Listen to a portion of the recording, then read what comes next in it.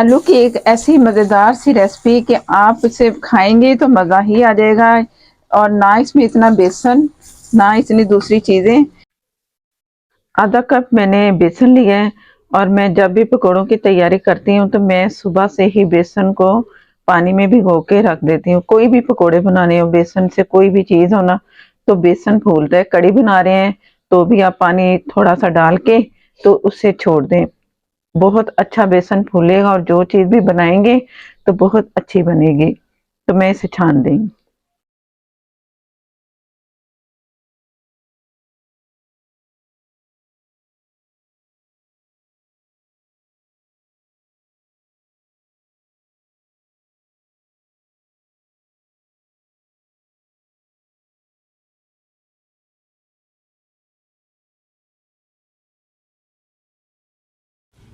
मैं इसमें शामिल करूंगी 1 टेबलस्पून फुल भर के कॉर्नफ्लोर। कॉर्नफ्लोर से ये होगा कि इसमें बहुत अच्छा क्रिस्पीपन आएगा और देर तक पकोड़े हमारे क्रिस्पी रहेंगे।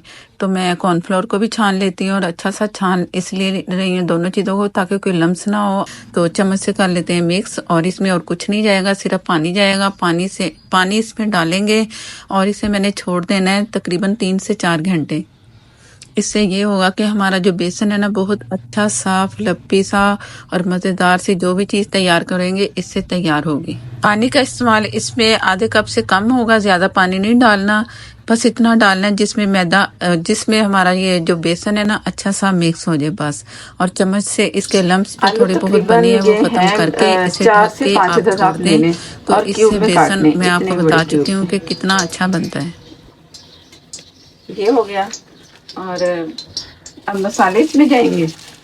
मसाले हस्बे ज़रूरत जितना आपको रिक्वायर्ड है। ये कुटी मिर्च 1 टीस्पून। अगर आप हरी मिर्च भी काट के डालना चाह रहे हो ना तो वो भी आप डाल सकते हो। तो मैं सिर्फ इसमें कुटी मिर्चें ही डाल रही हूँ। 1/2 टीस्पून थोड़ी सी और डाल दी। हल्दी 1/4 टीस्पून, कलर अच्छा आने के लिए कि अच्छा कलर आए इससे। नमक 1 टीस्पून लेवल करके या हस्बे ज़रूरत। अजवाइन 2 पिंच। कुटा धनिया 1.5 टेबलस्पून या हस्बे ज़रूरत जितना आपको पसंद हो। अब ये जो बेसन हमने घोल के रखा था वो बहुत अच्छा सा हो चुका है। इस तरह का हो जाता है अगर पहले से रखे ना, तो बहुत ही अच्छा। अब इसे फेंटते हुए मैं इसमें शामिल करूँगी जितना कि इससे ज़्यादा नहीं हमने डालना है बेसन को। तो बेसन मैं चेक करती हूँ कि कितना रिक्वायर्ड है।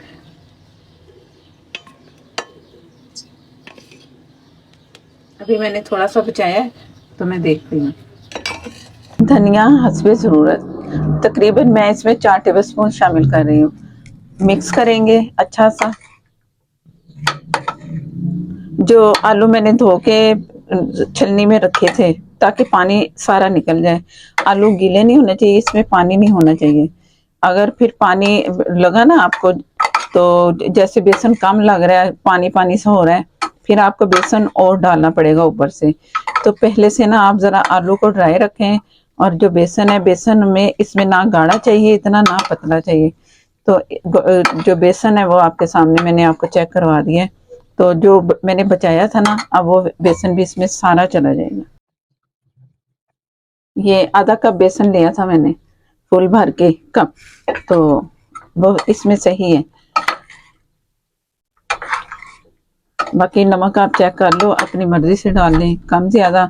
अगर आप पुदीना पसंद करते हैं तो आप पुदीना भी इसमें डाल सकते हो। ऑयल मैंने गर्म होने के लिए रख दिया, उसमें मैंने 3 से 4 ड्रॉप सिरके के डाले, इसलिए कि सिरका जो है ना, वो अंदर जो चीज़ फ्राई करते हैं ना, अंदर तक जो सिरका है ना, ऑयल को नहीं जाने देता। अब ये मैं देख रही हूँ कि ये जो है ना, ज़रा ये मैं आपको यहाँ से दिखाती हूँ। ये जो थोड़ा सा ना इसमें ये है कि पानी सा है, तो मैं थोड़ा सा बेसन और इसमें शामिल करती हूँ। ये 1 टेबलस्पून मैं इसमें फुल भर के डाल रही हूँ। अगर आपको भी थोड़ा बहुत लगे ना कि पानी थोड़ा सा आ चुका है, तो आप फिर इस तरह थोड़ा सा आप सेट कर लें। ज़्यादा बेसन नहीं इसमें जाएगा, बस 1 कप। और 1 टेबलस्पून जो मुझे लगा है कि थोड़ा लिक्विड जो है ना पतला है, तो फिर मैंने और डाल दिया बस। और इससे ज़्यादा जाएगा भी नहीं। बस ये पकोड़े ना इस तरह के होंगे कि आप बस दूसरे पकोड़े खाते हैं ना बहुत ज़्यादा बेसन वाले, उनको भूल जाएंगे।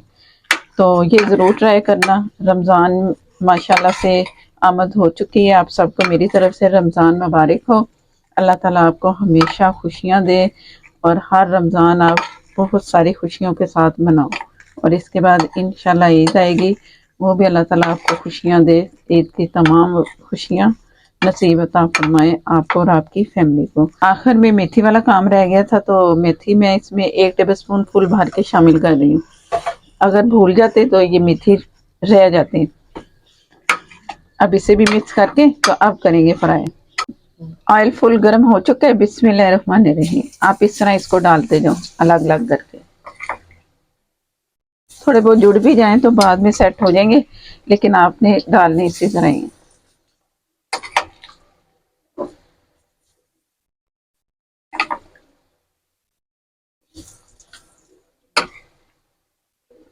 जितना बह जाए बस उतना डाल दें। अब इसे छेड़ना नहीं है, थोड़ा कलर आने तक नहीं छेड़ना, लेकिन जैसे ही थोड़ा सा आप देख रहे हैं ना कुक हो रहा है, कलर नहीं आया, तो तब मैं चमचा चलाऊंगी। अब वो टाइम हो चुका है कि कलर इसके आने से पहले इसे छेड़छाड़ करें ताकि ये जुड़े ना। हमें ये थोड़े थोड़े से अलग चाहिए, सारे नहीं जुड़ने चाहिए। थोड़े बहुत अगर जुड़ जाए तो खैर है।